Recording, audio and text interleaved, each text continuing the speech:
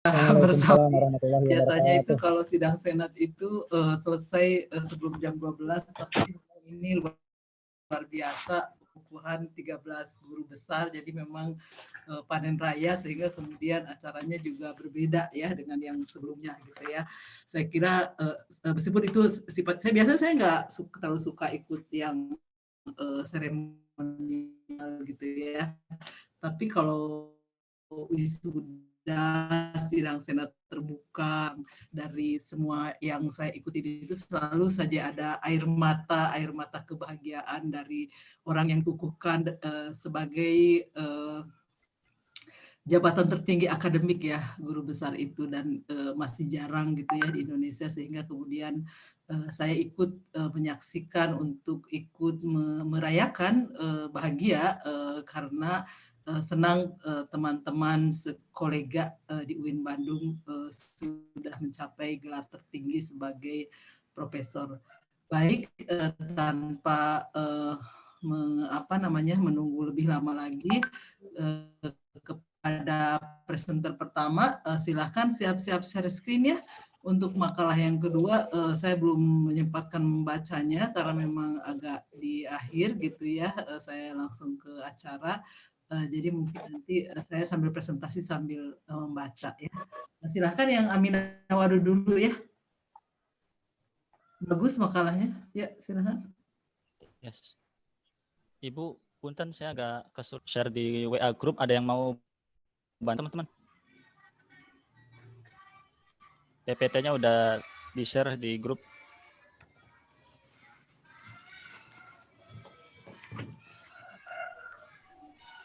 Bagusnya sih yang host ya, Hendy Suhendi ya. Yang itu. Siapa yang hostnya tuh? Bagusnya yang host ya. Silakan diatur aja, saya mau menyiapkan pengecekan daftar hadir ya. Tarbawi jadi. Atau itu saya sudah masuk, hostnya punten di admit ada 2 akun. Yang satu lagi belum masuk, yang punya saya, Pak Adi. Oh iya, ini tuh kelas yang udah presentasi saya yang banyak itu ya. Saya kan suka bingung kelas A, kelas B. Ini sambil menunggu PowerPoint muncul. Kelas ini kan udah dapat kuliah saya yang banyak itu ya, tentang aplikasi yang Mas Dar F. Mas Udi sama Nasaruddin Umar ya? Belum, Iya, Bu. Udah waktu itu. Iya, Bu, pernah. Yang dapat kuliah tiga slide PowerPoint ya kan? Iya, iya, Bu.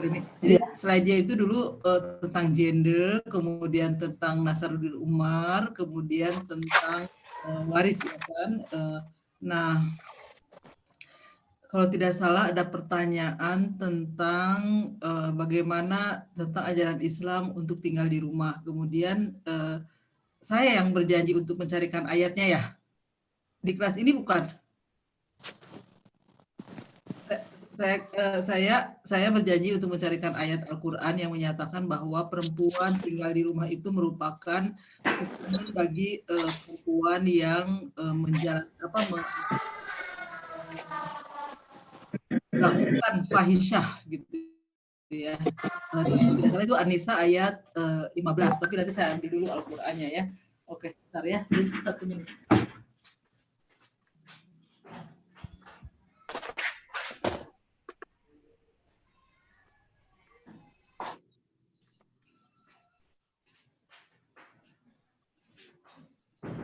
Pak Adi sehat, Pak Adi? Entos eno jantung Hendy. Oke, jadi di sini oke, presentasi dulu aja, saya mau ngecek ini. Ya, Bu. Ya, presentasi dulu aja. Oh iya, ini udah. Oh iya, udah. Saya dapat nih. Surat An-Nisa ayat 15, saya nggak tahu apakah diskusi di kelas ini ada pertanyaan tentang bagaimana tentang bahwa perempuan itu kalau keluar rumah itu menjadi fitnah dan sebagainya.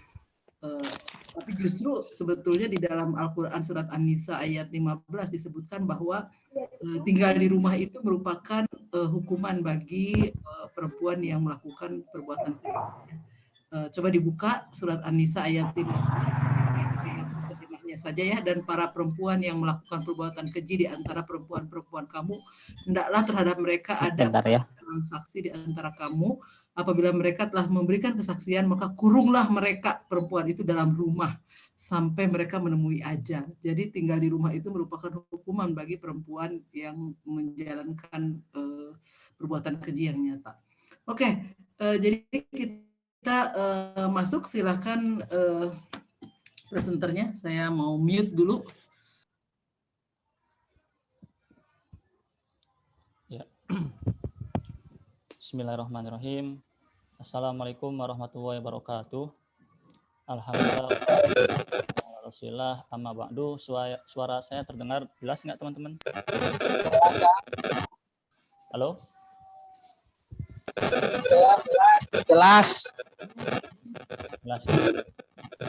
Yang sama-sama kami hormati Ibu Profesor ya, Dr. Anda Hajah Nina Nurmila, MA PhD.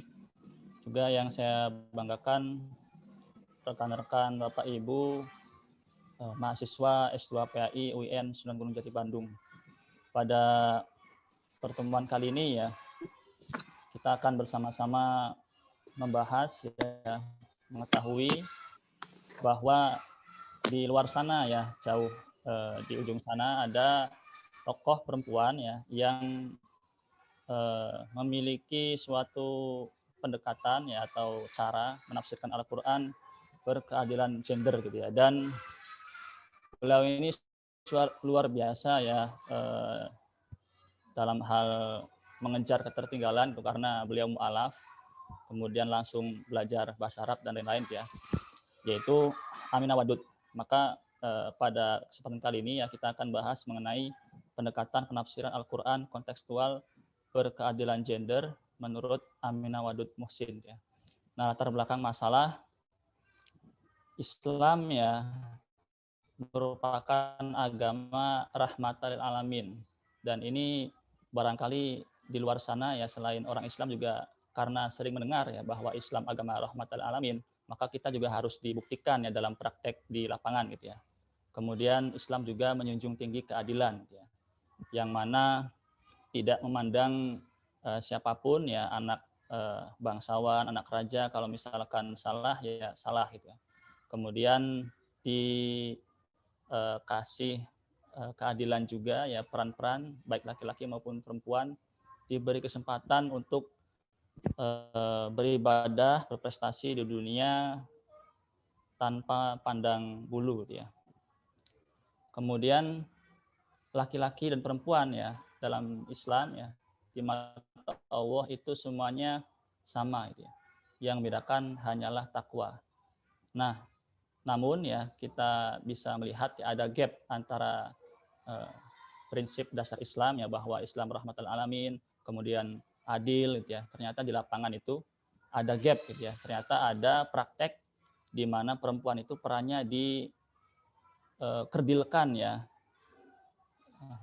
Misalkan kalau Ibu Nina yang mencontohkan kemarin itu penerimaan dosen PNS gitu ya. IPK lebih unggul perempuan, tapi karena pemikiran penyeleksi ini laki-laki adalah pencari nafkah, maka yang terima laki-laki gitu ya. Dan masih banyak yang lain contoh-contoh ketidakadilan ya, baik di lingkungan sosial, kemudian bidang ekonomi maupun politik gitu. Kemudian juga adanya penafsiran ya mufasir klasik gitu, di mana kebanyakan ya karena mayoritas laki-laki ya, dan pada saat itu juga barangkali kurang sensitif ya terhadap tema-tema gender gitu, maka hasil penafsirannya pun ya kurang menjunjung tinggi peran perempuan gitu. Oleh karenanya Aminah Wadud ya lahir bersamaan juga saat itu melihat dunia luar ya sedang giat-giatnya menyuarakan feminisme gitu ya, di mana ada feminisme individualis ya, golongan menengah, kemudian feminisme radikalis ya, golongan perempuan karir gitu ya, dan ada feminisme sosialis gitu, yang mementingkan kaum buruh gitu ya. Nah, selanjutnya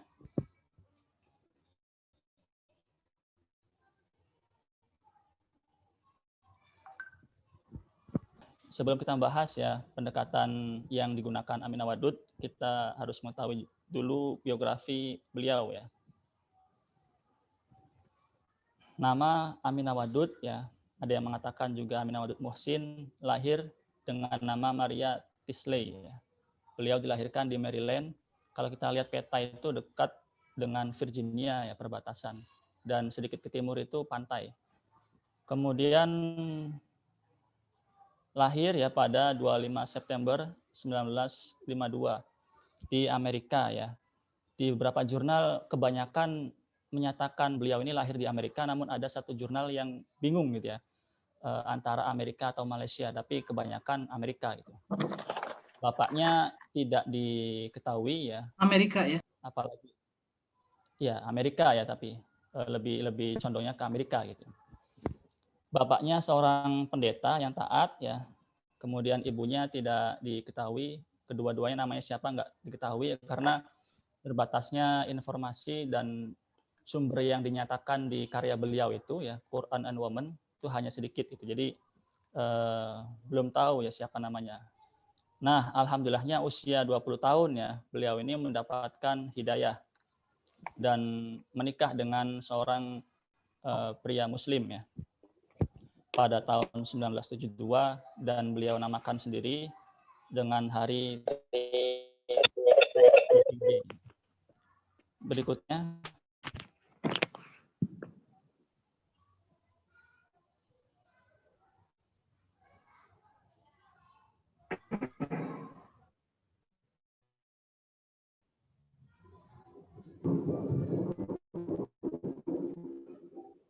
Nah, ini jenjang studinya ya, studi S1 beliau pensiunnya, kemudian lanjut S2 dan S3 di Universitas Michigan ya. 1982 mendapatkan gelar MA dan PhD tahun 1988. Nah, ini yang penting ya untuk melihat, tentunya harus bisa belajar bahasa Arab. Nah, beliau itu karena ingin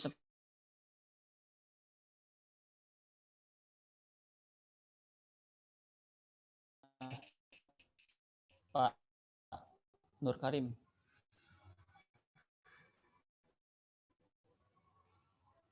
Nah, ini dari dua karya ini ya bisa terbukanya pandangan para mufasir di dunia gitu ya.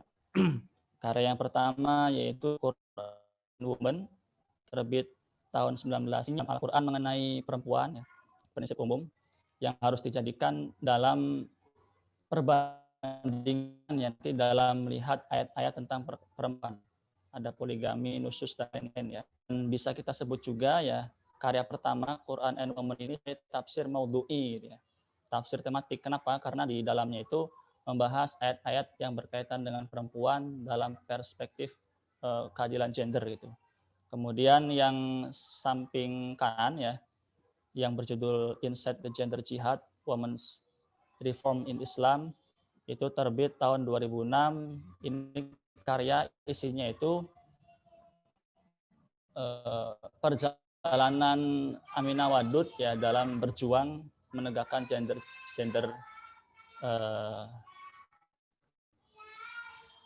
perempuan ya, dan status beliau itu single parent gitu. Jadi suaminya sudah tidak bersama beliau gitu. Untuk yang pertama Quran and Women ya, ini sudah ada terbitannya 6 ya. Berikutnya. Nah, sekarang kita masuk ke inti ya, pemikiran Aminah Wadud. Yang pertama, reinterpretasi dan double movement ya.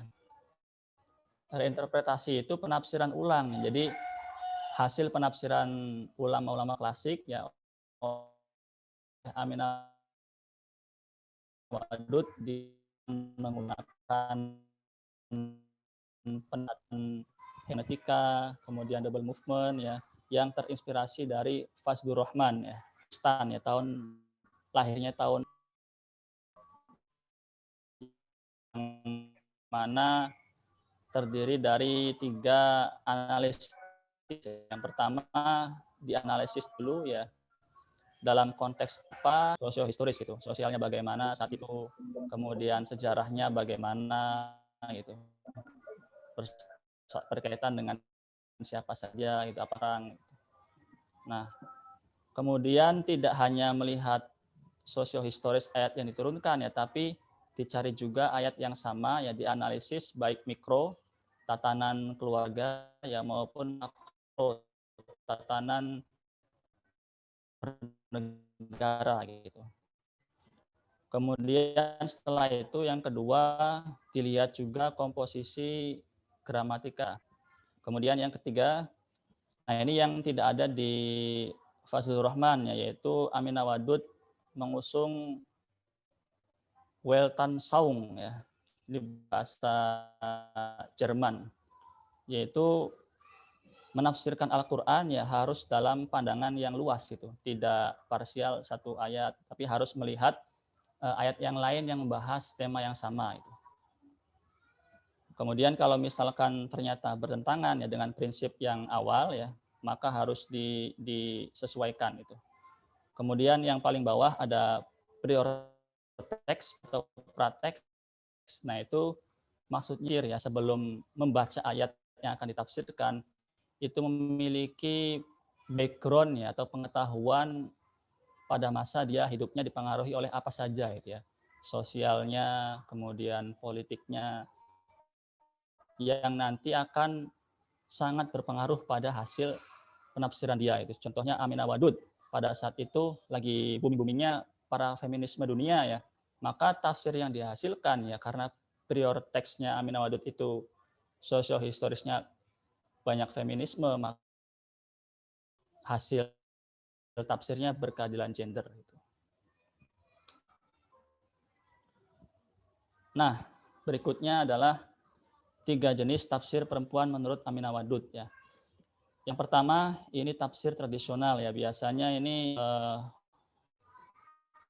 penafsiran ulama klasik ya, mayoritas golongan laki-laki yang dalam sensitivitas gendernya gitu. Kemudian yang kedua tafsir reaktif gitu. Nah, ini golongan orang-orang yang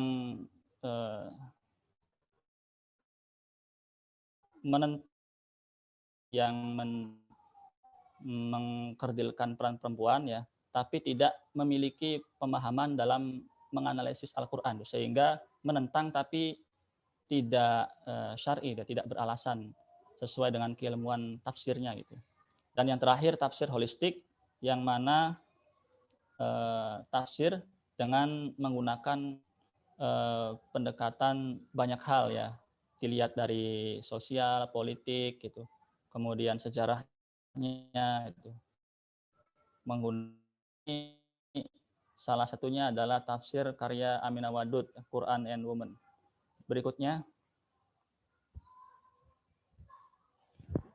Nah, ini yang di depan ya merupakan contoh, itu harusnya bisa terbaca ya kalau share screen di laptop pribadi. Saya bacakan Arabnya ya. Yang pertama, perempuan sebagai individu. Ini salah satu prinsip utama yang ada di tafsir tematik Aminah Wadud Quran and Women ya, ayat 38, yang berarti tiap-tiap diri ya bertanggung jawab atas apa yang telah diperbuatnya. Jadi ayat ini menjelaskan bahwa perempuan itu sebagai individu. Perempuan sebagai individu berdiri sendiri dan bertanggung jawab atas perbuatannya ya dalam melaksanakan kewajiban sebagai muslim, sebagai istri, yaitu tanggung jawabnya sendiri. Dan tanggung jawab tersebut ya bersifat kodrati karena melekat pada setiap manusia. Kemudian iman ya dan amal masing-masing dipertanggungjawabkan kepada Allah. Berikutnya. Nah, saya bacakan Arabnya ya. Yang kedua ini prinsip umum yang kedua ya, pembeda di antara individu adalah takwa. Quran surah Al-Baqarah ayat 228, walahunna mithlul ladzi 'alaihinna bil ma'ruf walirrijali 'alaihinna darajah wallahu azizun hakim. Dan para wanita mempunyai hak yang seimbang dengan kewajibannya menurut cara yang ma'ruf. Akan tetapi para suami mempunyai satu tingkatan kelebihan daripada istrinya. Dan Allah Maha Perkasa lagi Maha Bijaksana. Yang perlu digarisbawahi ya Aminah Wadud, teman-teman coba lihat ya, para suami mempunyai satu tingkatan kelebihan daripada istrinya. Nah, kata Aminah Wadud ya, kelebihan di sini kaitannya dengan laki-laki perempuan yang sudah bersuami istri gitu. Nah, kelebihan yang dimaksud ayat ini adalah kelebihan status suami sebagai kepala keluarga ya. Kata Aminah Wadud, perempuan nggak boleh jadi kepala keluarga, memang harus laki-laki. Tapi kata Aminah Wadud ya, jadi kepala rumah tangga gitu ya. Bedanya apa? Kalau kepala rumah tangga itu yang mengurusi pengeluarannya uang gitu ya, belanja listrik gitu, pembiayaan. Kalau kepala keluarga itu harus laki-laki. Kepala keluarga itu yang mengurusi semua ya, tapi hanya memberikan visi misi gitu ya. Kalau misalkan kepala rumah tangganya itu perempuan, visi misinya dari suami, sedangkan kalau perempuan yang dominan ya bisa kepala rumah tangganya adalah istri. Berikutnya, nah meskipun ayat sebelumnya laki-laki lebih tinggi derajatnya ya, kata Aminah Wadud juga yang sebelumnya itu bukan berarti tinggi derajat kemuliaan ya, tapi hanya statusnya sebagai peran kepala keluarga aja ya, bukan berarti laki-laki tinggi derajat satu tingkat tuh lebih mulia, bukan, tapi itu lebih tingginya itu dalam hal status dia sebagai kepala keluarga. Dan ini landasan bahwa pembedanya adalah takwa.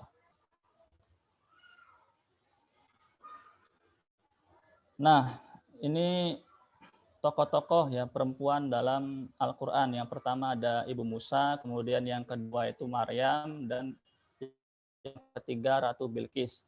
Nah, Aminah Wadud mencantumkan 3 tokoh ini ya dalam karyanya Quran and Women, itu untuk menunjukkan bahwa perempuan tuh ini nih punya 3 peran yang berbeda ya. Teladannya 1, 2, 3. Ada Ibu Musa, kemudian Maryam, dan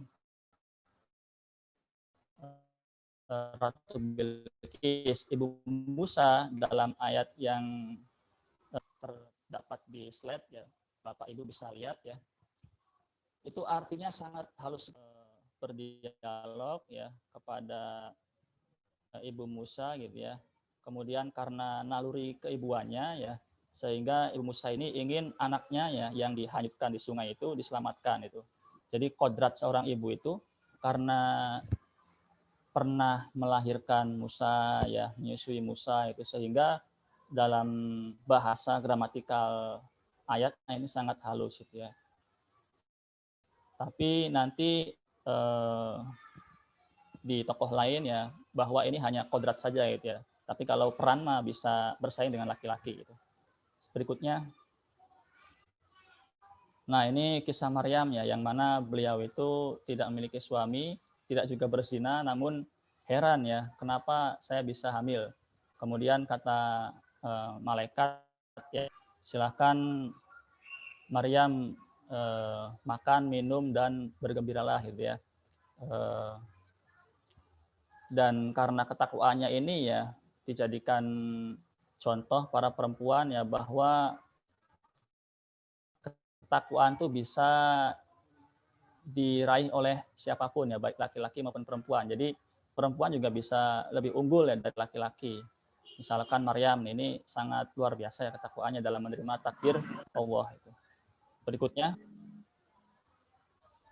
Nah, Ratu Bilqis ada di Quran surah An-Naml ayat 29 sampai 44. ini dijadikan contoh Aminah Wadud ya sebagai perempuan tuh bisa ya memimpin itu. Kalau misalkan perempuan ini lebih pandai, ilmunya, manajemennya bagus daripada laki-laki yang ada gitu.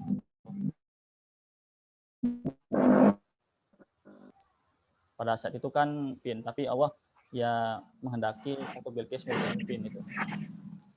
Berikutnya, nah ini ayat tentang poligami ya, An-Nisa ayat 3. Wa in khiftum alla tuqsitu fil yatama fankihu ma tabalakum min nisa masna wa thulatsa wa ruba' al-ayah ya. Jadi ayat ini ya kalau ada yang menafsirkan ini melegalkan poligami salah ya. Kenapa? Karena kalau kata Aminah Wadud ya dilihat dulu ya konteks ayat ini turun sosial historinya seperti apa. Ternyata menurut ulama yang mengetahui ya asbabun usulnya, ayat ini turun berkaitan dengan seseorang yang hendak menikahi anak yatim itu ya. Tapi dia khawatir tidak bisa berlaku adil ya. Akhirnya ya dipersilakan saja ya kalau menikahi anak yatim itu nanti bisa sejajar kedudukannya kamu sebagai suami dan bisa mengolah harta anak yatim yang ditinggalkan oleh bapak ibunya gitu. Berikutnya,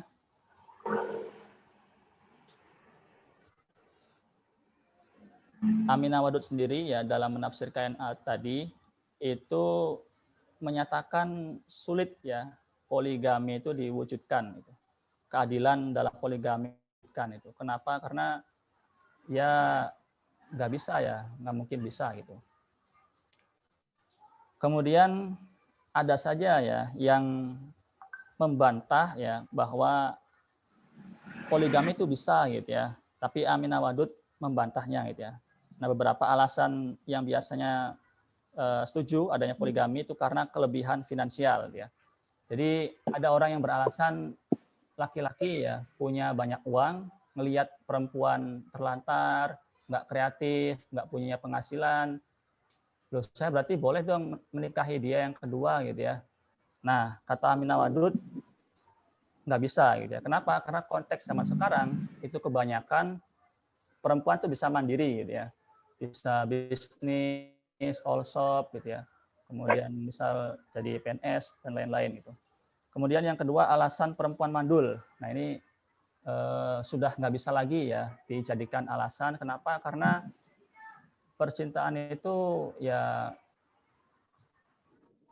nggak harus mengorbankan perasaan perempuan ya sehingga nikah lagi untuk mendapatkan anak ya. Solusinya ya kata Aminah Wadud bisa dengan mengangkat anak angkat ya baik muslim maupun non muslim. Kata Aminah Wadud ini alasan yang maksudnya.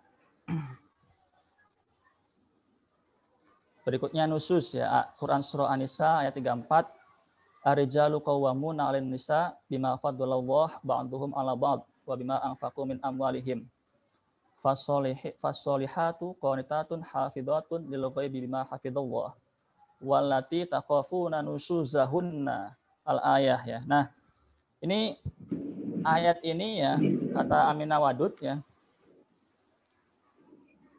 Nusus itu bukan hanya ditujukan kepada perempuan dan artinya juga bukan pelanggaran perempuan ya, tapi gitu ya, karena nusus juga ditemukan di ayat yang lain yaitu An-Nisa ayat 128 yang ditujukannya buat laki-laki atau suaminya. Yang artinya seperti ini dan jika seorang perempuan khawatir acuh dapat bukan disandarkan ke perempuan saja ya tapi laki-laki juga. Nah, maka solusinya ya didatangkan hakim ya baik dari pihak laki-laki maupun pihak perempuan. Berikutnya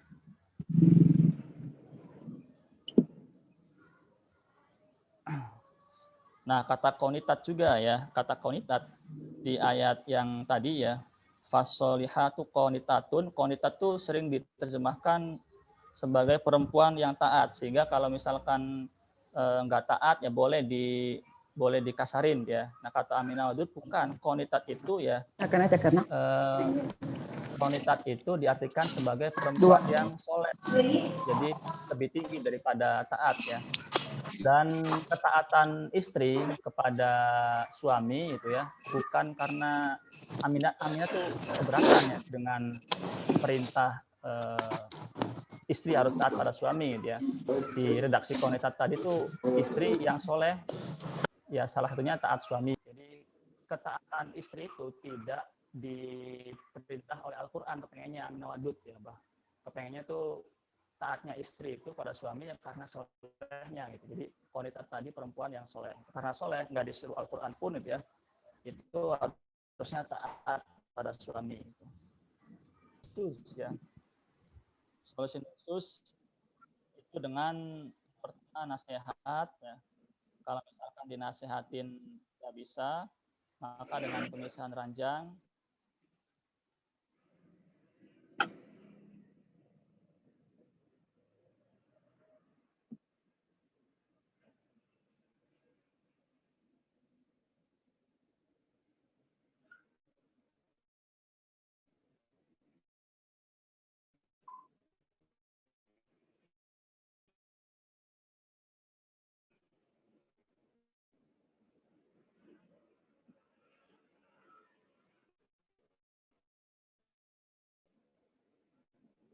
Yang pertama dengan nasihat, ya solusi ketidakharmonisan rumah tangga. Yang kedua pemisahan ranjang. Dan terakhir menyusahkan hati. Nah, kalau kita lihat asbab nuzulnya ya, sosial history ayat ini turunkan, itu berkaitan dengan Sa'id bin Rabi, ya selaku suami, itu menampar Habibah binti Zaid gitu ya. Kemudian Habibah ini mengadu pada Rasulullah ya, dan Rasulullah memberikan kisos hukuman kepada Sa'id itu. Ada juga yang ashabun nuzul yang mengatakan bahwa ternyata keduanya dijatuhi hukuman oleh Rasulullah karena sama-sama yang satu main tampar, ya nggak ngasih nasihat dulu, ya. Yang satunya istrinya yaitu Habibah ya berbuat yang tidak baik kepada suaminya kayak itu. Terakhir ya, yaitu ayat tentang bagian waris 2:1 laki-laki dan perempuan. An-Nisa ayat 11. Walid zakari mislu hadzil unthayain ya. Nah, kata Aminah Wadud ya, rumus 2:1 itu sudah nggak mutlak ya. Turunnya ayat ini itu sebagai kepedulian Allah sebelum ayatnya turun, perempuan itu sama sekali tidak mendapatkan bagian ya. Karena yang berperang laki-laki gitu ya. Jadi yang mendapatkan warisan juga laki-laki gitu. Jadi perempuan sama sekali nggak dapat. Akhirnya turun ayat ini. Dan kalau disesuaikan dengan zaman sekarang ya, kata Aminah Wadud, rumus ini bisa berubah itu. Misalnya ada satu anak laki-laki, 2 anak perempuan, 2 anak perempuannya ini lebih bermanfaat kepada calon yang akan mewarisi dia, yang akan meninggal dia lebih bermanfaat, maka perempuan tadi ya bisa lebih besar gitu ya, atau sama dengan anak laki-laki yaitu. Itu saja barangkali ya 3 contoh ayat prinsip umum dan 3 contoh ayat mengenai penafsirannya berkeadilan gender. Demikian yang bisa saya sampaikan. Terima kasih. Wassalamualaikum warahmatullahi wabarakatuh. Saya mau komentar dulu ya sebelum ke presenter yang kedua. Jadi tadi saya meninggalkan tempat karena saya mendengar pernyataan presenter tentang bahwa istri itu tidak boleh menjadi kepala keluarga, jadi hanya kepala rumah tangga. Terus ini kan bukunya buku Aminah Wadud ya, Quran and Woman. saya mau cek. Hanya kaget. Nggak mungkin juga Amina Wadud mengatakan boleh perempuan, namanya saya belum saya belum menemukannya, tapi nanti saya akan beritahu kalau saya sudah menemukannya karena bukunya ada. Terus saya cek makalahnya, ternyata penulis mengutipnya dari Indra 2004 halaman 6. Jadi penulis tidak mengulang. Coba saya lihat. Di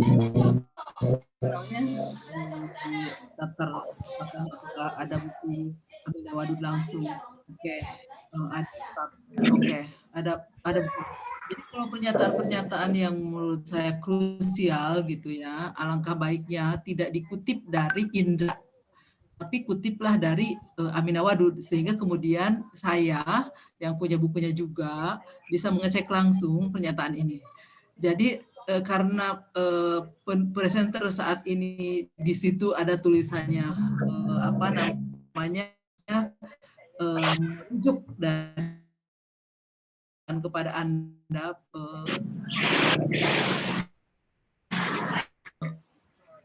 untuk menunjukkan kepada saya halaman berapa pernyataan bahwa Amina Wadud melarang perempuan kepada kepala keluarga. Itu PR berikutnya ya, nanti beritahu supaya bukan saya mencari mengutip ke secondary seperti yang Anda lakukan ke Randi ya. Ada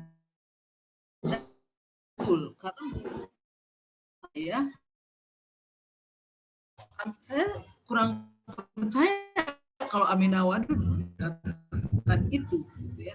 Karena di pernyataannya itu logis menurut saya gitu ya.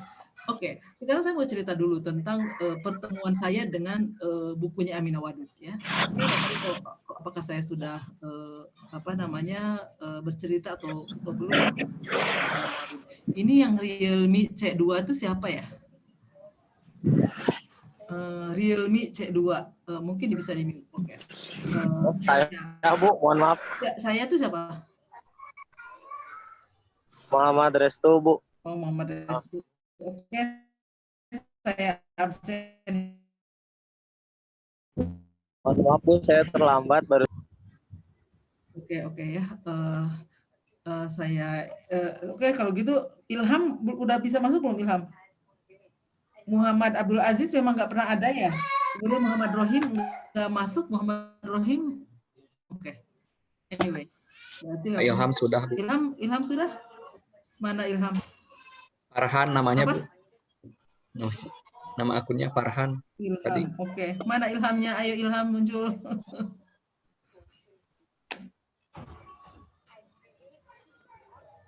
Nggak kelihatan, kayaknya dia keluar lagi ya. Farhan nanti keluar lagi Bu.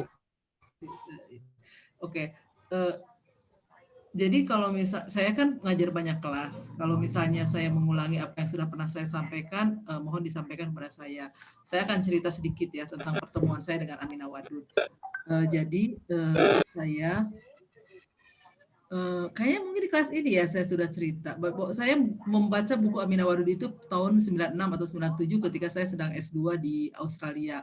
Yang saya dapatkan bukan yang buku yang ini, tapi satu lagi yang diproduksi di Malaysia.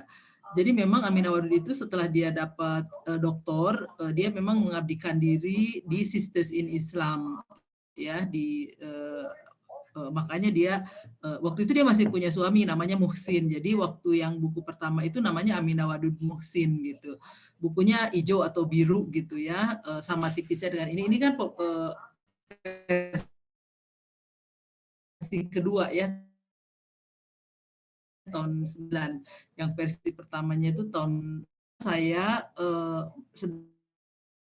sedang cari apakah Islam itu merendahkan perempuan gitu kan.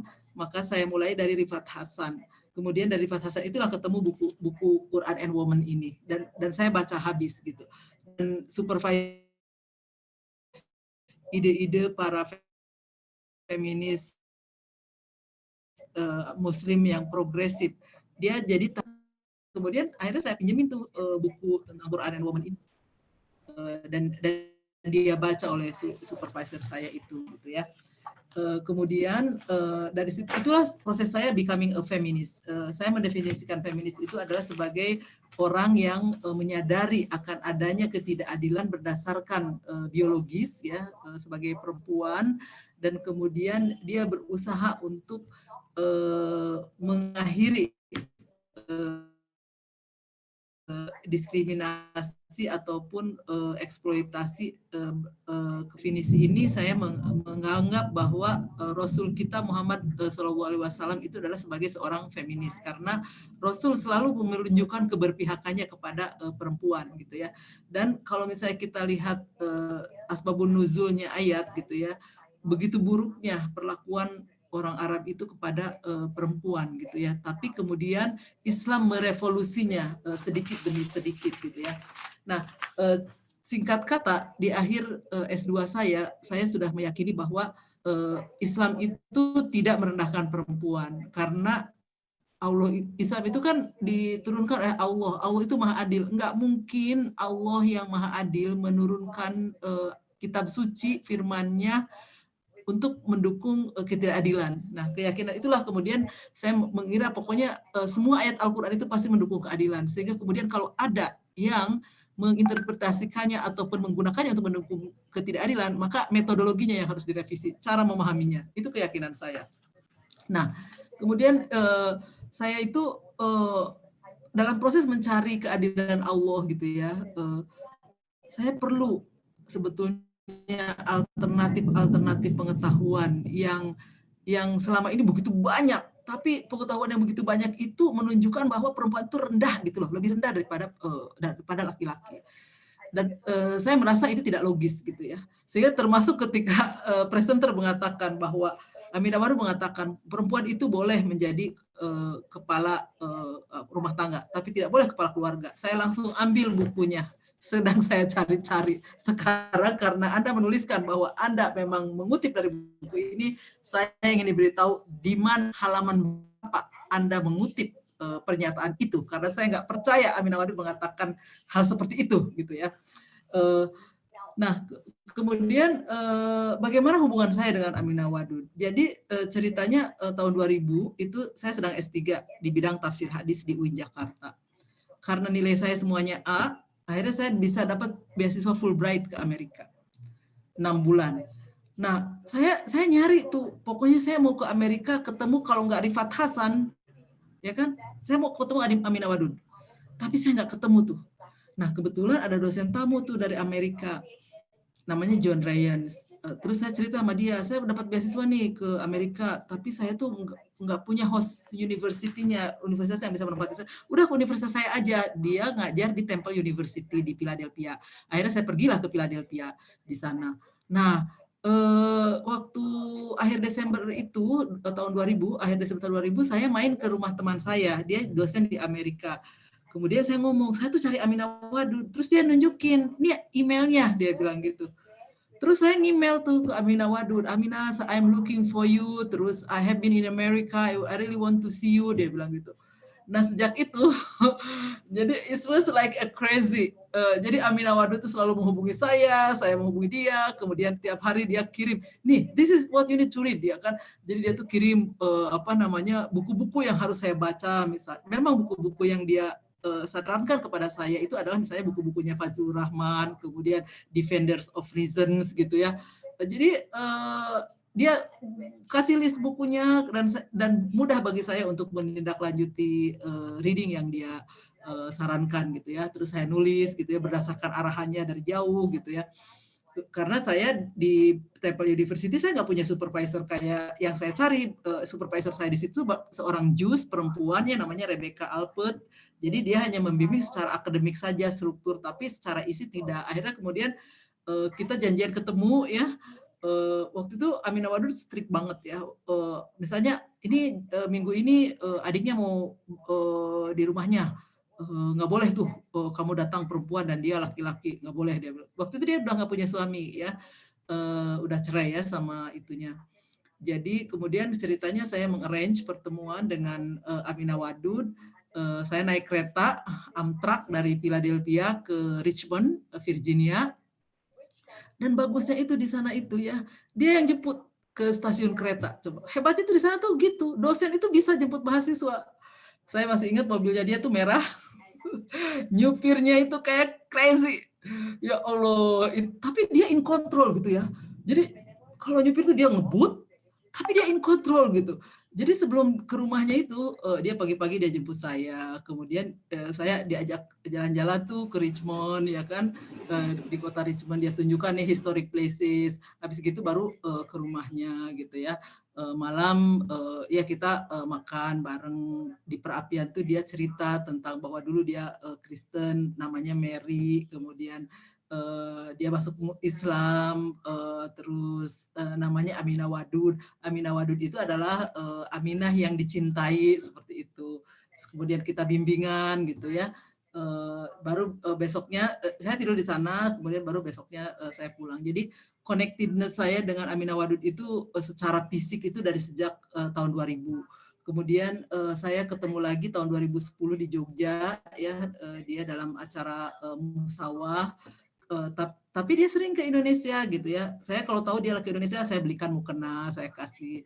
Kemudian terakhir ketemu itu 2019, kita diundang berdua sebagai speaker di sebuah konferensi. Jadi saya bisa membimbing dia, maksudnya itu kemana-mana, terus kita bisa bicara lebih dekat. Dan saya baru bertemu dia awal November ini juga gitu ya di Bogor. Jadi sekarang Aminah Wadud itu sekarang berada di Bogor dan dia akan memulai ngajar lagi di UGM mulai Januari.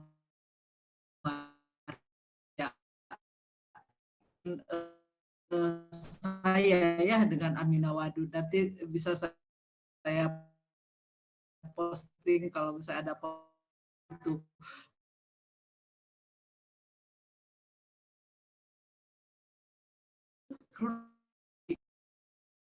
Gitu ya. Tapi sekarang dia nggak ketat dalam hal pakai kerudung. Mungkin karena dia merasa sudah tua ya, usia dia kan sekarang 68 tahun, orangnya tinggi besar gitu ya. Nah, memang saya suka beli buku yang istilahnya yang saya suka rujuk gitu ya. Kayaknya saya beli buku ini sudah 2 kali ya. Pertama waktu itu tahun 2000 ya, saya terus waktu saya ke Amerika yang kedua tahun 2008 tuh saya punya allowance banyak sekali ya, sampai untuk beli buku tuh saya dikasih sekitar berapa ya, 2.500 US dollar gitu, sampai kemudian saya tuh pulang tuh supaya bisa dihabiskan untuk buku tuh saya beli buku lagi, ternyata saya sudah punya 2 gitu ya, bukunya Fatimah Mernissi, pokoknya buku-buku babon seperti Edward Said dan sebagainya, itu untuk ngabisin allowance saya dari universitas untuk beli buku gitu ya. Ini jadi cerita banyak. Jadi memang dalam kehidupan saya, pemikiran saya itu dipengaruhi oleh Rifat Hasan. Rifat Hasan kemudian mempertemukan saya dengan Aminah Wadud. Saya juga senang dengan Nawal Sadawi, novel-novelnya bagus sekali. Kemudian Fatimah Mernissi. Itu di antara 4 feminis yang sangat berpengaruh dalam secara isi. Kembali ke makalah, saya menikmati ya membaca makalah yang barusan dipresentasikan gitu ya. Coba sekarang saya agak terkaget dengan yang disampaikan bahwa itu apa namanya Aminah Wadud itu tidak bisa. Jadi Aminah Wadud tidak membolehkan perempuan jadi kepala keluarga. Itu aja PR saya. Sebetulnya saya udah kasih nilai bagus, tapi nilainya ini saya pending dulu sampai Anda memberikan page number, and then I will check it out. What you have said gitu ya. Oke. Siap, Bu. Ya, oke, itu ada PR-nya ya, Muhammad Sofyan Sauri. Makalahnya bagus, karena Anda mengutip sesuatu yang krusial, tapi dari secondary sources, bukan dari primary sources, sehingga kemudian saya mau itu ditunjukkan kepada saya pernyataan itu di halaman berapa, kemudian akan saya cek. Oke? Jadi pending dulu. Bu, Oke. presenter yang kedua. Bu. Kenapa Muhammad Sufyan Sauri? Ibu kalau orang luar tuh dibedakan nggak sih Bu kepala keluarga sama kepala rumah tangga Bu? Ada istilahnya nggak Bu? Saya justru ingin tahu gitu loh, dia Aminah Wadud ini menulis apa, jadi Anda cari dan cek sendiri gitu ya. Siap. Karena kalau orang Kristen, you don't need to have leader in the family, dia bilang gitu. We have like reciprocal leadership. Kita sama-sama menikmati kehidupan bersama gitu loh, tidak perlu yang satu superior dibanding yang lain. Justru yang dinyatakan barusan oleh Anda itu bahwa Aminah Wadud melarang sebagai kepala keluarga agak kontradiktif dengan konsep tauhid dia. Karena dalam konsep tauhid yang dia tekankan adalah jadi hubungan Tuhan dengan manusia itu seperti ini. Oke, gini ya. Ini misalnya ini ya, gini ya. Oke. Nah, Tuhan itu di atasnya. Kalau konsep tauhid itu mengharuskan semua selain Tuhan itu sejajar. Sehingga kemudian ketika Anda menyatakan bahwa perempuan tidak boleh menjadi pemimpin keluarga, itu menegasikan argumen tauhid Aminah Wadud yang sangat mendasar. Ya, jadi boleh jadi itu si Randi yang kamu kutip itu salah paham. Jadi silahkan cek the primary source, oke? Jangan sampai di orang bilang A kemudian dikutipnya menjadi B. Oke, selanjutnya yang pembakaran yang kedua dulu ya. Oke.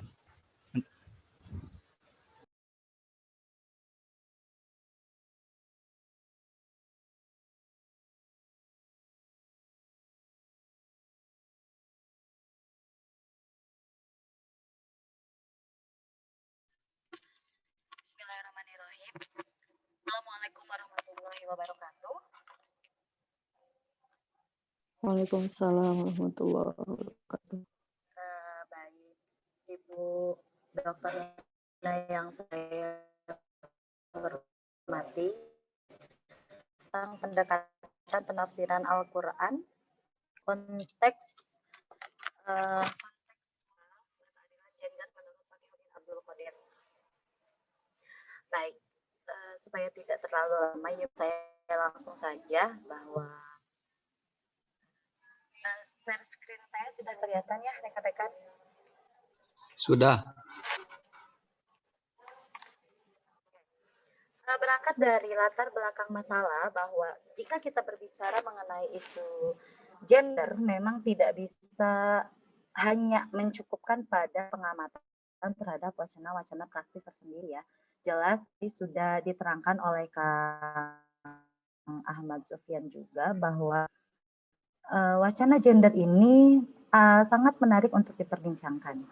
Untuk menjadi latar belakang masalah di sini bahwa menurut dalam Al-Quran, salah satu isu sentral yang diangkat dalam feminisme adalah kritik mereka tentang sistem patriarki itu. Bahkan juga mengklaim bahwa ajaran agama itu merupakan salah satu embrio terjadinya bias gender dalam keluarga.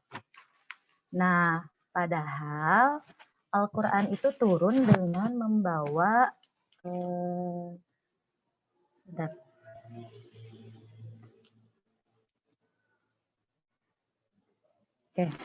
padahal Al-Quran itu turun dengan membawa semangat tentang kesetaraan. Nah, hal ini dibuktikan di dalam Quran surat Al-Ahzab ayat 35, di mana kalau bisa dibuka, arti dari Quran surat Al-Ahzab ayat 35 itu jelas, sungguh laki-laki dan perempuan muslim, laki-laki dan perempuan mukmin, laki-laki dan perempuan yang tetap dalam ketaatannya, itu amat sangat jelas bahwa laki-laki maupun perempuan yang beragama Islam, beriman, lagi taat dan berbagi hukum syariat, Allah akan dianugerahi ampunan dan pahala. Nah, berangkat dari latar, menurut Fakhruddin Abdul Qadir diterangkan bahwa beliau itu membuat sebuah karya buku yang disebut dengan Qiraah Mubadalah. Oke, sedikit biografi dari Fakhruddin Abdul Qadir. Nama lengkap beliau Fakhruddin Abdul Qadir, sering dipanggilnya dengan Kang Fakih. Beliau lahirnya di Cirebon. Pendidikan beliau itu besar di pesantren, yaitu di Dar At-Tauhid Arjawinangan, Cirebon pada dari tahun 1983 sampai 1989. Lalu beliau melanjutkan studinya juga di beliau di luar negeri ya, jelas itu di Suriah. Ya, beliau itu mengambil studi satu ilmu dakwah di Abu Nur University, yang kedua studi ilmu hukum Islam di Damascus University. Nah, selanjutnya juga beliau itu pindah ke IIU ya, Malaysia pada tahun 1997. Itu sekilas biografi dari Fakihuddin Abdul Qadir sendiri. Nah, beliau itu beliau mengambil studinya di luar negeri dan pulang ke tanah air itu sekitar tahun 2000. Dan dia diminta untuk menulis rubrik di Rasa Hadis di majalah Suara Rahimah. Nah, dari situlah beliau mulai memberikan pendapatnya tentang pembelaan, memperjuangkan hak-hak perempuan dan kesetaraan gender yang berkelanjutan melalui media online. Nah, dari situlah beliau berparadigma bahwa kesalingan atau mubadalah itu adalah relasi antara laki-laki dan perempuan. Lanjut, nah kita langsung ke pemikiran Fakihuddin Abdul Qadir itu sendiri, bahwa beliau itu mempunyai pemikiran tentang qiraah mubadalah. Apa sih qiraah mubadalah itu sendiri gitu ya? Nah, saya ingin menjabarkan sedikit bahwa qiraah mubadalah secara sederhana itu dapat didefinisikan sebagai sebuah pembacaan yang berorientasi pada ketersalingan pada teks-teks agama yang berbicara seputar isu-isu gender. Nah, qiraah mubadalah itu sendiri menawarkan metode baru yang berbeda. Dapat diaplikasikan pada ayat-ayat gender dalam ruang lingkup yang lebih luas seperti konsep fitrah dalam relasi laki-laki dan perempuan yang jarang mendapat sorotan. Qiraah mubadalah sendiri bertujuan untuk menyeimbangkan relasi di antara laki-laki dan perempuan, melakukan perbaikan dari relasi yang hierarkis seperti yang cenderung terlihat saat ini ya. Nah, menuju untuk relasi yang egaliter sehingga diharapkan tidak ada lagi bentuk superioritas laki-laki dan inferioritas perempuan maupun sebaliknya. Hal itu juga dilakukan meninjau pada ketimpangan dalam hubungan sesama manusia yang akan berakibat pada kerugian salah satu pihak, karena hak-hak kita sebagai sesama makhluk Tuhan sebenarnya itu menurut Fakihuddin semua manusia itu sama di mata Allah Subhanahu wa taala. Baik. Nah, di dalam Quran surat Al-Hujurat ayat 13 Auzubillahi minasyaitonirrajim. Bismillahirrahmanirrahim.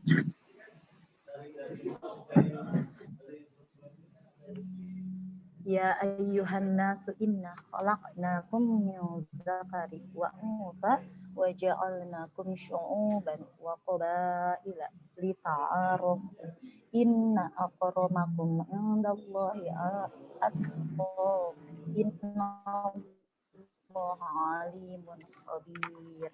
Nah, di dalam Quran surat Al-Hujurat juga menjelaskan mengenai penciptaan manusia dengan berbagai macam jenis kelamin, bangsa, dan suku agar saling mengenal satu dengan yang lainnya.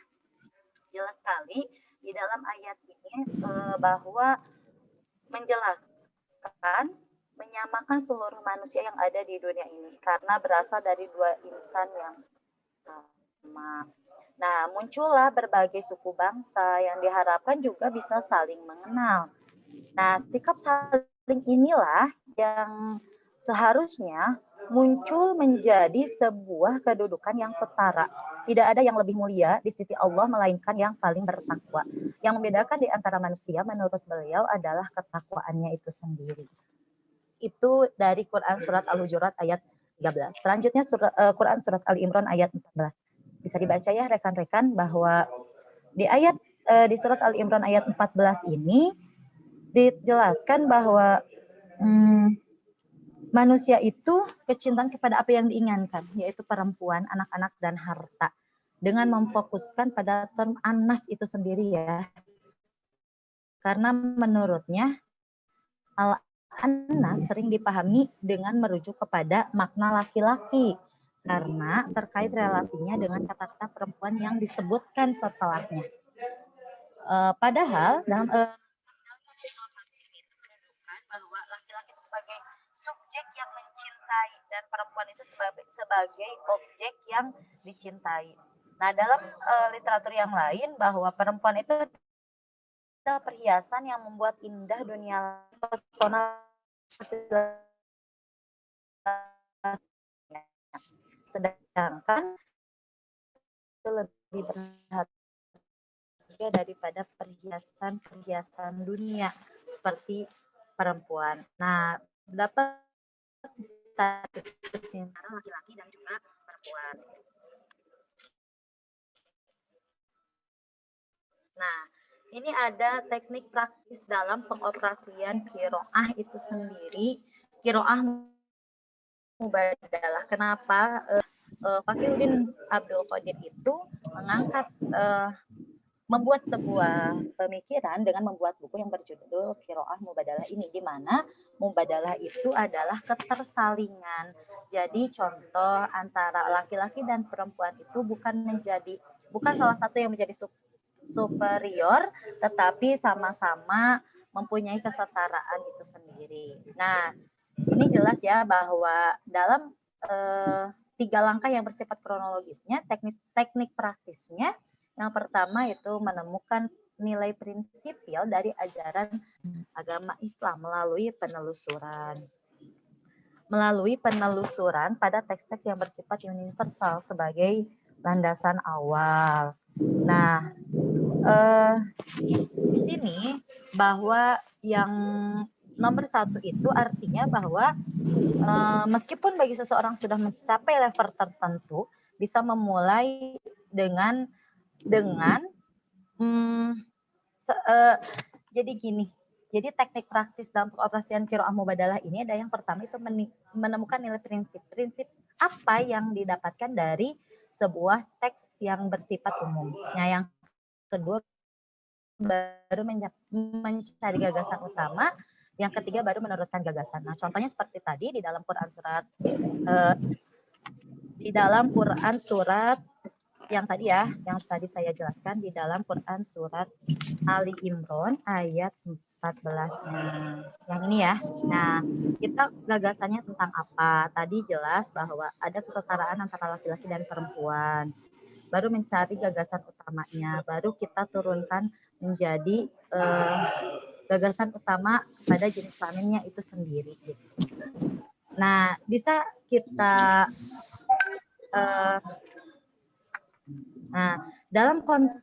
melalui beberapa pandangan ini, Fakhruddin juga mengkonstruksikan pemikiran feminisnya dengan menyetarakan perempuan dengan laki-laki secara fisiologis maupun biologis. Usaha semacam ini dilakukan oleh beberapa kalangan feminis. Maka perbedaan laki-laki dan perempuan itu disebabkan oleh konstruksi sosial. Di mana dalam konteks ini Fakhruddin juga tidak mengonsep pemikiran feminis dalam wilayah tertentu, tapi justru beliau menempatkan perempuan dan laki-laki itu menjadi setara berlandaskan kepada ayat-ayat yang tadi. Fakhruddin itu menerapkan qiraah mubadalah yang menempatkan perempuan dalam posisi yang sama dengan laki-laki. Pandangan ini seolah-olah ingin menjelaskan bahwa perempuan itu lebih menginginkan kebebasan dan peran yang sama laki-laki dengan perempuannya. Nah, rekonstruksi atas pemaknaan dalam beberapa ayat tadi mengindikasikan bahwa Fakhruddin menyadari bahwa permainan simbol yang digunakan oleh banyak kalangan untuk memperkuat bahwa perempuan itu sama setaranya dengan laki-laki. Pandangan Fakhruddin di dalam kesetaraan gender itu sendiri. Nah,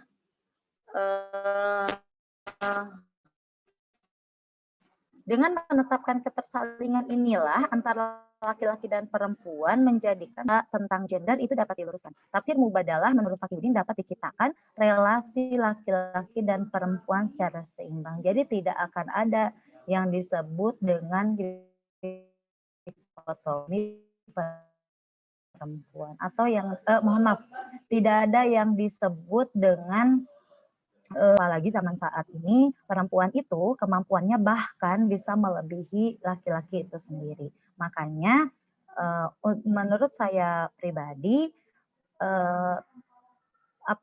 pendapat Fakihuddin ini sendiri ya saya setuju. Kenapa? Karena pada dasarnya Allah menurunkan manusia itu sama.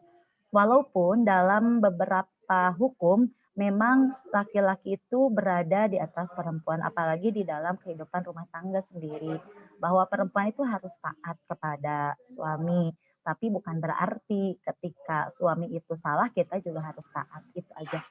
Itu mungkin Bu yang dapat saya sampaikan, itu yang bisa saya tarik kesimpulannya.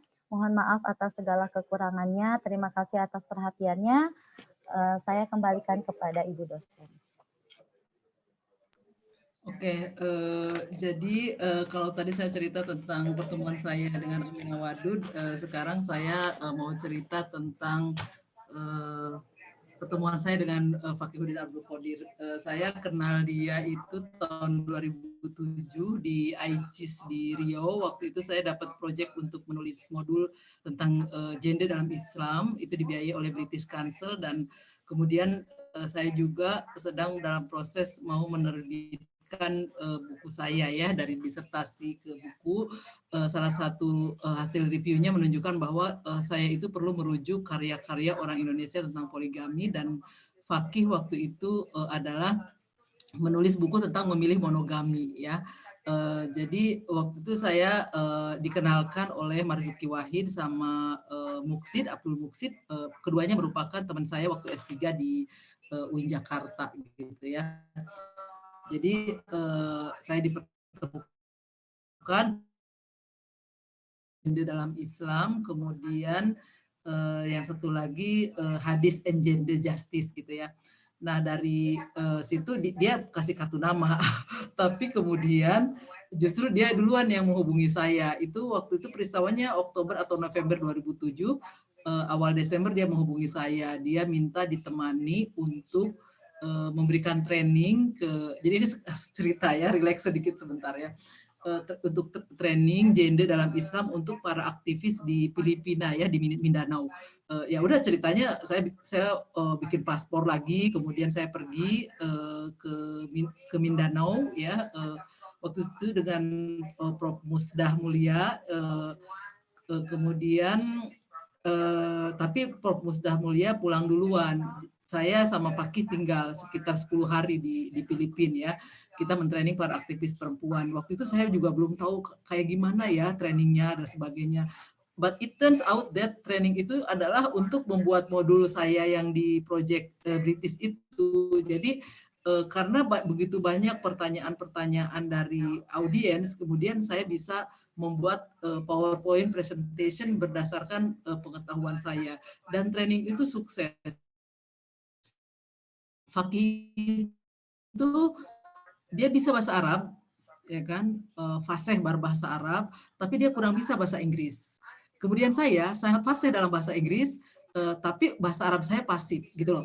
Jadi kita itu perfect kolega yang bisa support each other. Selain itu, pengetahuan saya adalah di bidang Islam kontemporer. Ya kan saya kenal dengan pemikiran Aminah Wadud, Rifat Hasan, Fatimah Merdisi, gitu kan, para feminis muslim kontemporer. Kalau Fakih, dia pengetahuannya klasik.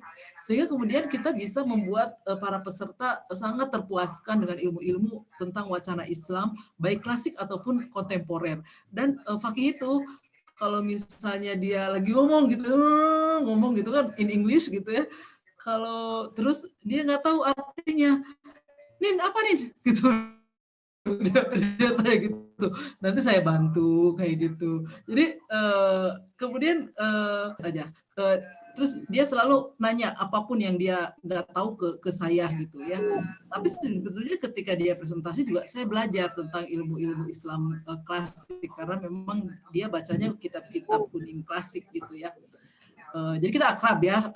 Bayangkan selama 10 hari kita jadi pembicara hanya 2 orang saja gitu ya. Kemudian dengan itu kita dipanggil lagi. Jadi saya tuh ke tempat yang sama, ke Mindanao itu sampai 3 atau 4 kali ya. Bahkan dalam 1 tahun tuh ada yang 2 kali gitu ya. Dan Fakih itu cerita tentang kehebatan saya gitu ya ke Kiai Husain Muhammad. Wah, dia cerita, saya ketemu seorang perempuan yang begini. Nah, kemudian Pak Kiai Husain itu mendengar, kan dia percaya banget ya kan sama Fakih. Fakih itu kan muridnya banget gitu ya. Jadi kemudian Fakih itu kan di Fahmina ya, Cirebon. Mereka ingin merangkul saya yang di Cirebon itu. Kemudian mereka juga ingin saya di Komnas Perempuan karena waktu itu Pak Kiai Husain itu adalah salah satu komisioner Komnas Perempuan. Jadi itu from one leading to another dalam kehidupan saya harus berkenalan dengan mereka-mereka yang hebat. Jadi selain para feminis Muslim yang saya sebutkan tadi, yaitu seperti misalnya Laila Ahmad, kemudian Rifat Hasan, Fatimah Mernisi, Aminah Wadud, yang berpengaruh banget juga dalam pemikiran saya adalah para kelompok Muslim progresif seperti Kiai Husain Muhammad dan Fakihuddin Abdul Qadir. Jadi ketika 2011 saya berhaji, itu saya baca buku mereka tuh sekitar 20. Saya bawa tuh dan saya merasa ajaran Kiai Husain itu ya, pemikiran Kiai Husain dengan Fakihuddin Abdul Qadir itu rasional, logis gitu, berkeadilan dan pro perempuan gitu ya. Dan sekarang saya menjadi sangat dekat dengan mereka, belajar, dan setiap kali Fakih ataupun Kiai Husain Muhammad mengeluarkan buku, saya baca masih baru gitu ya, ke plastik, pasti dalam kesempatan tertentu, jadi itu harus never ending dan kita harus mau belajar satu sama lain. Saya belum berkesempatan untuk membaca makalah Anda karena agak telat dan kemudian saya langsung ke acara lain.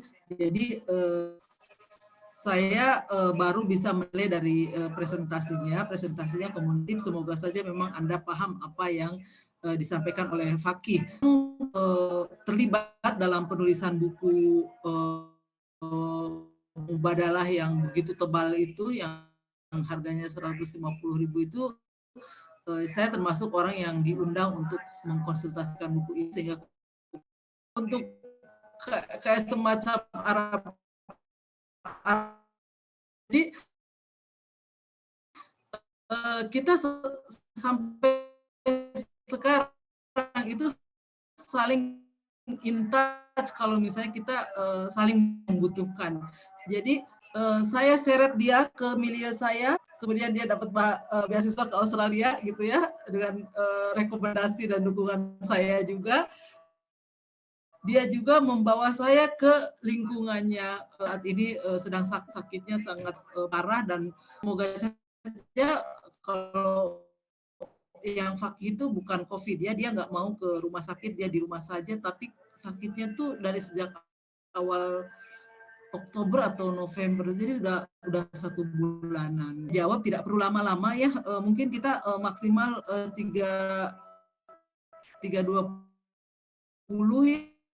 ya, atau maksimal 3:30 kita udah harus sholat asar ya. Silakan yang lain boleh tanyalah dulu kepada presenter. Kalau saya kan memang udah bukunya Fakih ya. Oke, silakan.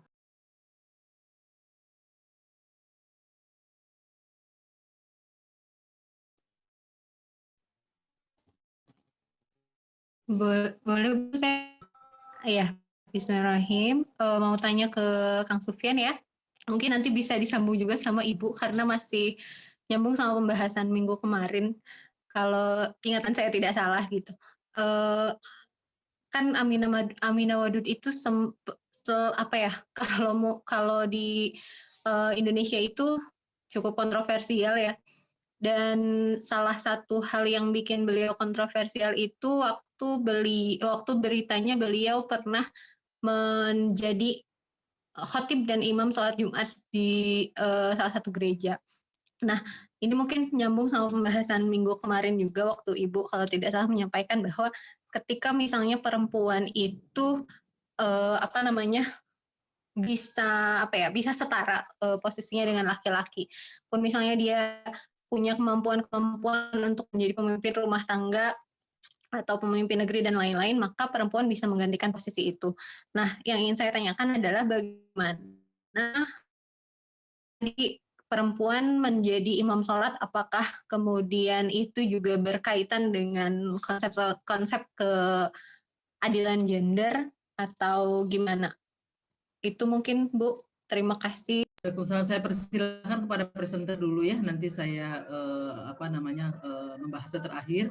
Jadi kalau ada pertanyaan silahkan langsung di unmute aja, ditujukan kepada siapa ya. Presenternya ada 2. Langsung dijawab atau persilakan Karena tidak pertanyaan ada Bu. kelihatan yang unmute untuk bertanya, mungkin jawab aja langsung ya. Ya, bismillahirrahmanirrahim, Teh Huza ya. Jadi memang betul pernah ya ada peristiwa yang menggemparkan ya dunia itu karena adanya imam perempuan, kemudian di belakangnya ya itu laki-laki, termasuk tadi di opening slide itu saya tampilkan itu ya. Nah, kalau misalkan dari pengetahuan fikih yang kita dapat di sekolah ya, memang ketika ada perempuan, laki-laki, dan laki-lakinya lebih muda pun ya, itu kan sepengetahuan kita dan saya juga termasuk yang diajarkan sama Ustadz tuh ya laki-laki ya, meskipun usianya lebih muda dari perempuan itu. Nah, ini sih pendapat saya ya, mungkin pada waktu itu ya karena untuk biar booming gitu dan ditangkap oleh semua golongan umat beragama gitu ya, bahwa adanya perbedaan antara kodrat dengan gender, maka harus ada satu action yang kira-kira berita tuh ikutan menginformasikan gitu. Jadi kalau biasa-biasa aja ya seperti nulis buku atau apa, khawatirnya yang sampai itu hanya yang beli, yang baca gitu ya. Jadi harus ada yang unik gitu sehingga barangkali Aminah Wadud langsung berpikir wah melakukan tindakan seperti itu. Wa'alam ya, barangkali Ibu yang sudah berkomunikasi apakah keseharian atau pas Aminah tetap menjadi imam di belakangnya laki-laki atau memang betul dugaan saya itu sebuah biar booming aja gitu. Itu paling usah.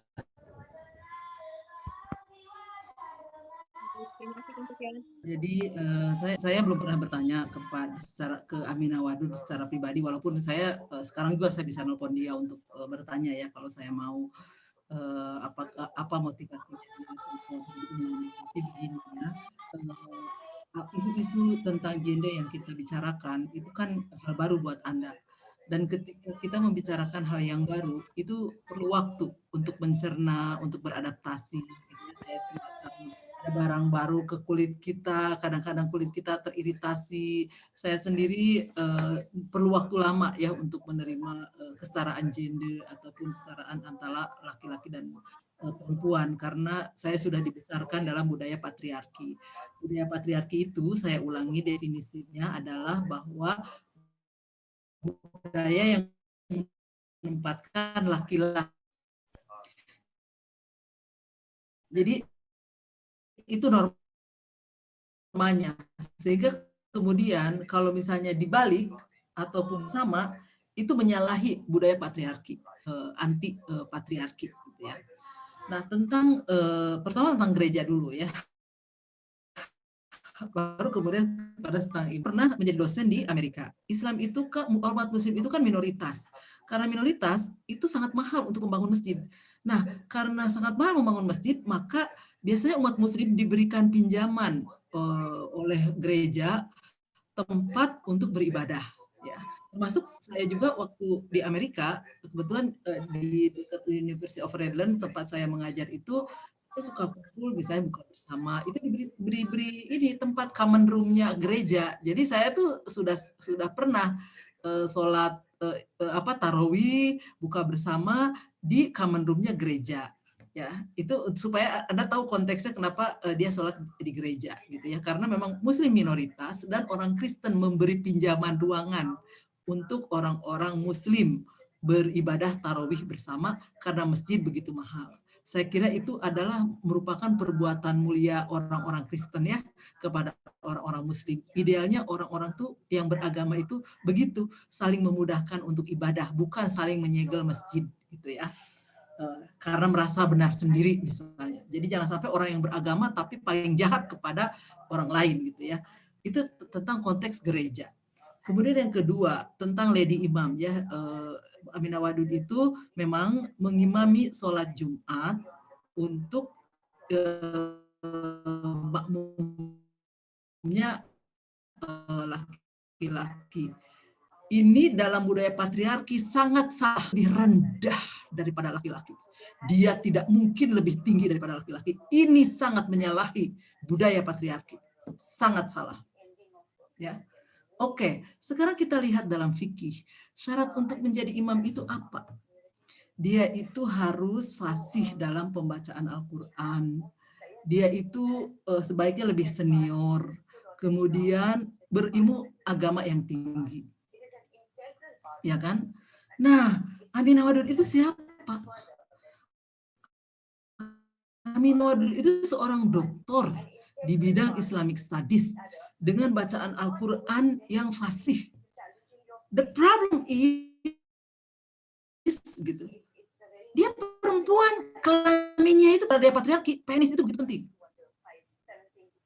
Tapi secara persyaratan ibadah bahwa dia fasih, punya pengetahuan agama, dia sudah memenuhi.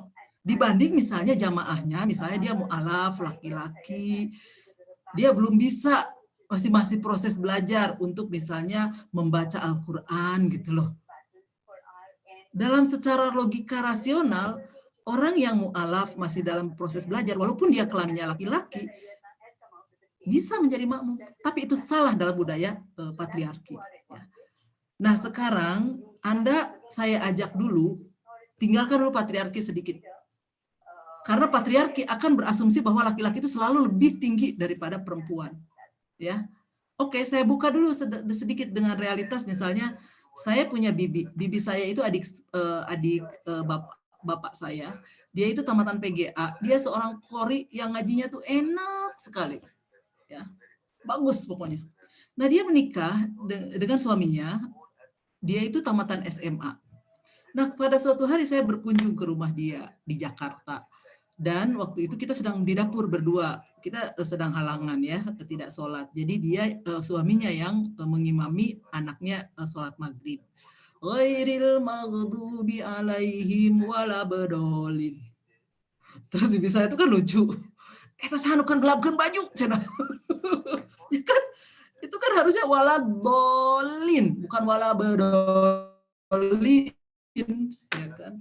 Jadi ada beda orang menghafalkan surat Al-Fatihah dengan orang yang maksudnya menghafalkan surat Al-Fatihah dengan hanya mendengar, dengan orang yang belajar ngaji seperti bibi saya yang sudah tahu makhraj dan kemudian tajwidnya gitu.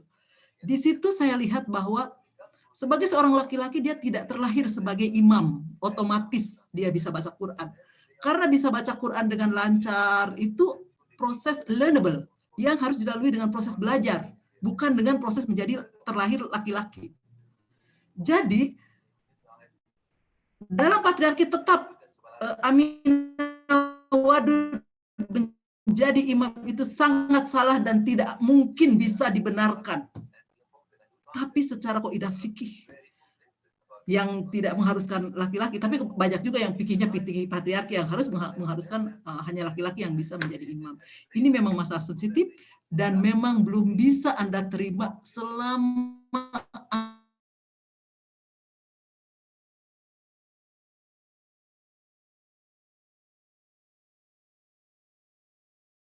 saya juga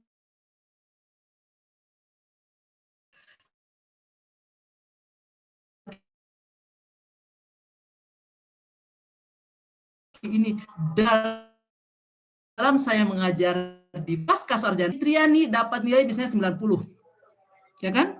Kemudian Sufyan dapat nilai 85. Nggak boleh itu Fitriani mendapat nilai lebih tinggi daripada Sofyan. Saya diskon 50%.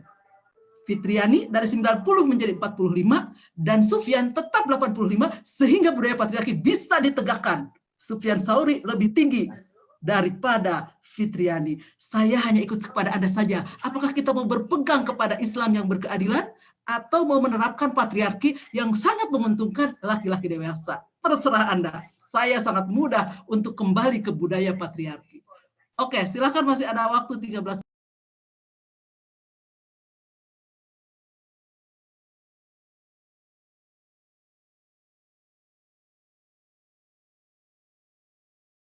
Sorry, Fitri Laila Sari. Oke. Ada lagi pertanyaan?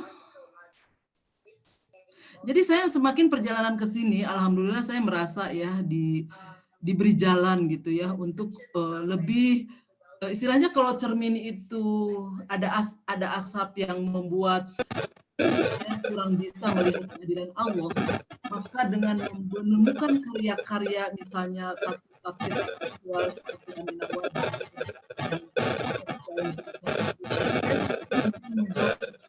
semua blur asap yang membuatnya itu menjadi. Kenapa Adik bertanya, silakan. Halo Ibu. Halo Bu, jelas suara saya Bu? Oke, bismillahirrahmanirrahim. Terima kasih untuk materi ya. Ini cuman unek-unek atau ketika setelah 2 pertemuan tentang gender. Jadi pertanyaan saya sebagai laki-laki ini, jadi dalam persepsi Ibu, jadi perbedaan yang selama ini itu apakah itu sengaja didoktrin oleh ulama-ulama terdahulu yang mereka menafsirkan Al-Quran itu bahwa laki-laki itu selalu posisinya di atas, atau memang ketika gender mulai ada, jadi dicari hal-hal yang mungkin itu bisa menempatkan perempuan itu setara dengan laki-laki gitu loh. Apakah eksistensi mulai tersorot atau memang dari ulama-ulama atau ilmu-ilmu terdahulu itu ulama-ulama sengaja untuk merendahkan batas persepsi dan laki-laki itu dalam perspektif penis atau perempuan dalam vagina atau apa gitu loh. Jadi jadi memang gender itu adalah sebuah istilah yang ditemukan